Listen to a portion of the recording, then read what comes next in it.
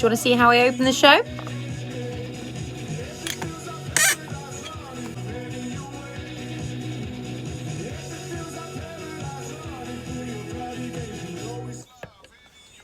The fabulous George Ezra, such a distinctive voice, and Paradise here on BBC Radio. Good evening.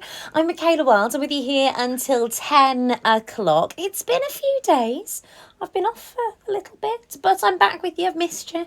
And I'm bringing back loads of fabulous music. Do not fear. It's what the evening show is all about right here on BBC Radio Shropshire. I've got something wonderful on the way from Rita Ora. Something hopefully to get all the feels for you from Lewis Capaldi, and a classic on the way from Tony Braxton. Plus, we're going to be talking about something that might help you out if you've ever wondered how to explain exactly where you are. Because it can be quite difficult to explain where you are, a specific location. Well, it turns out that there can be 3 words that can help you. What those are, I will explain in just a little while.